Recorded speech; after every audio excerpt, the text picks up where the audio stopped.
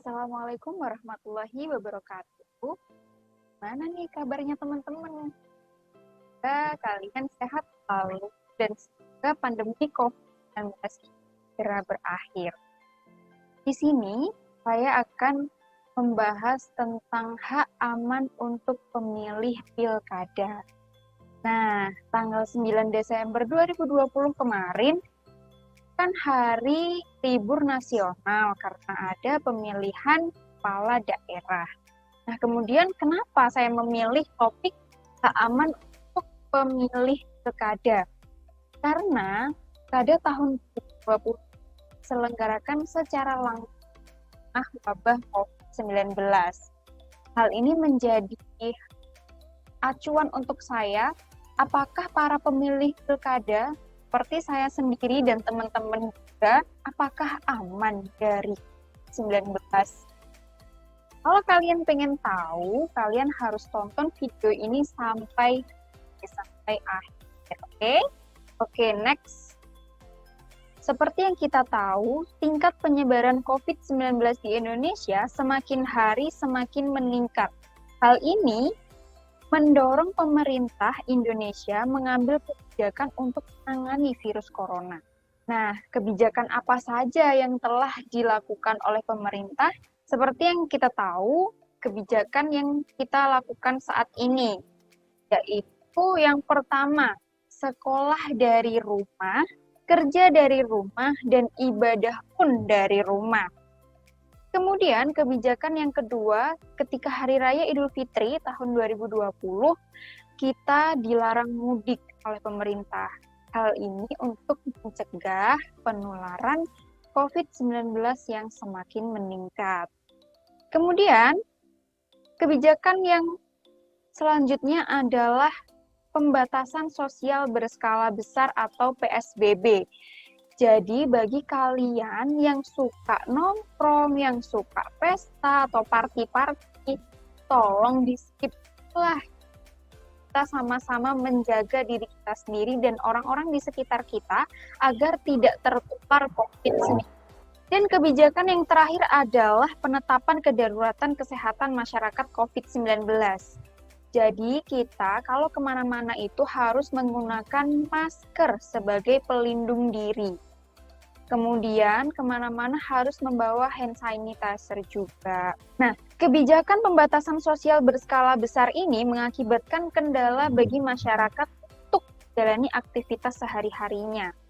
Sehingga pemerintah menghentikan PSBB dan menganjurkan masyarakat untuk menjalankan aktivitas seperti biasa, namun dengan mematuhi protokol kesehatan. Kehidupan ini disebut dengan kehidupan new normal. Next. Nah, tahun 2020 ini juga menjadi tahun terakhir jabatan bagi pemerintah daerah. Oleh karena itu, negara Indonesia harus menyelenggarakan pemilihan kepala daerah walau di tengah pandemi COVID-19. Nah, kira-kira kenapa kok pemerintah tetap melaksanakan pilkada ini secara langsung, tidak online aja? Nah, karena ada asas-asas pemilu. Selain itu, jika pilkada tidak dilaksanakan pada tahun 2020, mau kapan lagi? Untuk menciptakan pemerintahan yang berjalan secara optimal dan lebih baik dari sebelumnya, maka pilkada itu segera dilaksanakan meskipun di tengah pandemi COVID-19. Nah, pelaksanaan pilkada ini harus tetap dilakukan agar sistem pemerintahan tetap berjalan optimal, bahkan bisa lebih baik untuk mengatasi penyebaran virus COVID-19 ini. Selanjutnya, pemerintah juga memiliki tanggung jawab untuk mengajak masyarakat agar berpartisipasi dalam penyelenggaraan pilkada ini walaupun di tengah pandemi COVID. Jadi pemerintah meyakinkan masyarakat untuk, oke lah, kamu tidak apa-apa, kita tidak apa-apa ikuti atau berpartisipasi dalam pemilihan kepala daerah di tengah pandemi COVID seperti ini, karena dari pemerintah pun sudah mengeluarkan kebijakan agar kita mendapatkan hak aman dari saat melakukan atau mengeluarkan suara di pilkada. Adanya keputusan untuk menyelenggarakan pilkada di tengah pandemi COVID-19, Presiden Joko Widodo mengeluarkan kebijakan asas pemilu yang baru. Jadi seperti yang teman-teman tahu, sebelumnya asas pemilu itu cuma ada 6. Langsung, umum, bebas, rahasia, jujur, dan adil. Namun, karena pandemi COVID ini, asasnya jadi 7. Apa aja itu? Simak ya. Yang pertama, asas langsung. Asas langsung ini berarti bahwa rakyat berperan sebagai pemilih yang mempunyai hak dan kewajiban memberikan suaranya secara langsung. Kemudian asas yang kedua adalah umum. Di sini berarti bahwa semua warga berhak mengikuti pemilu bagi yang sudah memenuhi persyaratan sesuai dengan perundang-undangan. Jadi yang seperti saya katakan tadi bahwa jika kita sudah memiliki KTP, berarti kita wajib berpartisipasi dalam pemilihan. Asas yang ketiga adalah bebas. Bebas di sini berarti bahwa rakyat bebas dalam menentukan pilihannya atau tidak ada paksaan dari siapapun. Jadi teman-teman kalau mau memilih, yaitu dari hati kalian, tidak dari paksaan siapapun, tidak dari hasutan orang lain. Jadi tetap dari hatinya sendiri kalian ingin memilih siapa untuk menjadikan daerah kalian menjadi lebih baik. Oke, selanjutnya asas yang keempat adalah rahasia. Jadi setelah kalian mengeluarkan suara atau mencoblos ya, suara kalian itu akan dijamin kerahasiaannya. Kemudian asas yang kelima adalah jujur. Jadi, dalam penyelenggaraan pemilu, baik penyelenggara itu sendiri, aparat pemerintah, dan peserta atau pemilih harus dilaksanakan secara jujur sesuai dengan peraturan perundang-undangan yang berlaku. Kemudian, asas yang keenam adalah adil. Jadi, yang dimaksud adil ini adalah setiap pemilu dan orang yang dipilih mendapatkan peralatan yang sama dan pasti terbebas dari kecurangan pihak manapun. Jadi baik pemilihnya maupun petugasnya dan pelaksanaan pemilu itu harus dilaksanakan secara adil. Tidak ada perbedaan antara TPS yang lain atau orang yang lain. Jadi semuanya sama. Dan ini adalah asas yang paling penting, asas pemilu yang paling penting di tengah COVID-19, yaitu asas aman.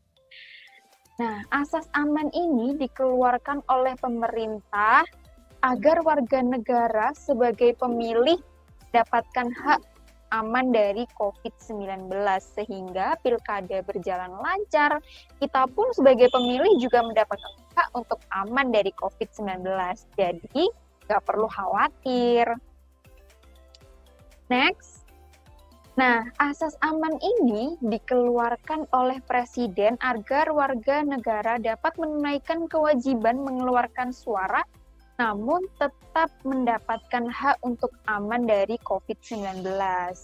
Presiden menyampaikan bahwa penerapan protokol kesehatan ini harus konsisten diterapkan untuk mencegah munculnya klaster penularan baru di saat pilkada serentak dilaksanakan. Untuk itu, Presiden mengingatkan jajarannya nih, memastikan dan meyakinkan masyarakat bahwa penyelenggaraan pilkada serentak dilakukan dengan mematuhi protokol kesehatan yang difasilitasi pemerintah sehingga kalian atau kita sebagai warga negara diberikan rasa aman, difasilitasi rasa aman oleh pemerintah. Oke, selanjutnya Jokowi resmi tetapkan Pilkada 9 Desember sebagai hari libur nasional. Nah, penyelenggaraan Pilkada serentak ini resmi berlangsung pada hari Rabu 9 Desember 2020. Lalu, apakah asas pemilu pada masa pandemi ini dilaksanakan dengan baik?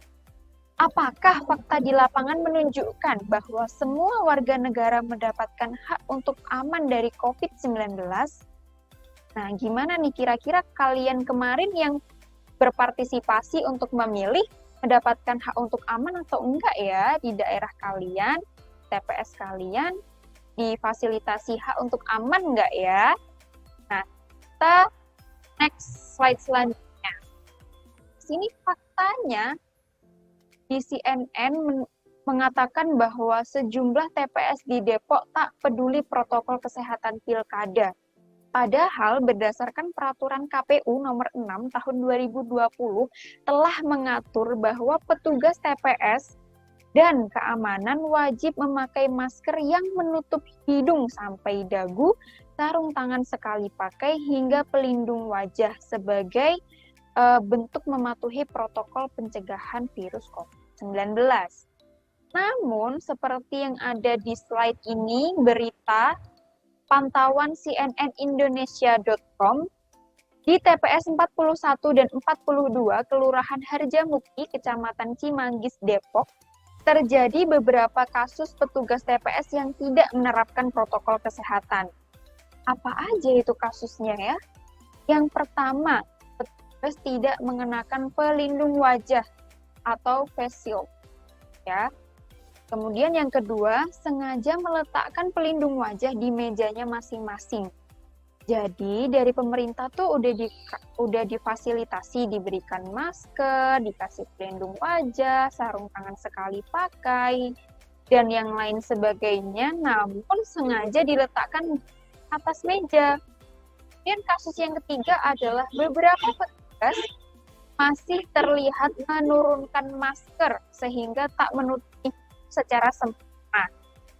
Dan kasus yang terakhir adalah petugas TPS yang bertugas untuk mengoperasikan alat pengukur suhu kerap melakukan pengukuran suhu pada pemilih ini di bagian tangan, bukan di bagian dahi. Nah, sebenarnya pemerintah Depok ini sudah memberikan kebijakan atau belum sih? Kok bisa di TPS 41 dan 42 tidak peduli akan protokol kesehatan? Oke, next.